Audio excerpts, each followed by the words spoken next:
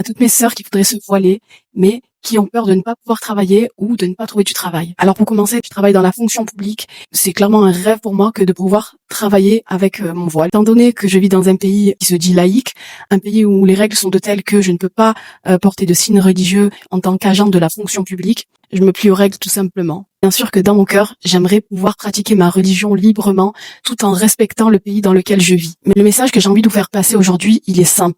Parce qu'au final, on doit toutes et tous subvenir à nos besoins. On doit payer nos factures, nos loyers et pouvoir vivre dignement. Mais ma sœur, est-ce que tu crois sincèrement qu'Allah va te tenir rigueur du fait que tu n'aies pas pu porter ou garder ton voile sur ton lieu de travail? Moi, personnellement, je ne pense pas. Et je pense qu'au fond de toi, si tu es vraiment sincère avec toi, ma sœur, c'est que tu n'es pas prête à le porter. Ce qui compte, après tout, c'est la sincérité. Si au fond de toi, tu veux porter ton voile, alors fais-le. Mets-le quand tu sors de chez toi, puis quand tu arrives sur ton lieu de travail, tu le retires tout simplement. Et quand tu t'en vas, tu le remets. C'est déjà un énorme pas. Parce qu'en réalité, Allah voit les efforts et les intentions. Et peut-être que petit à petit, il va t'ouvrir des portes. Et peut-être même qu'il va te faciliter un autre travail. Qu'il va te donner une opportunité à laquelle tu ne t'y attendais même pas. Et tout commence par un premier pas. Alors ma sœur, ne te laisse pas avoir par la peur, car elle vient du shaitan. Si ton cœur veut le voile, alors écoute ton cœur.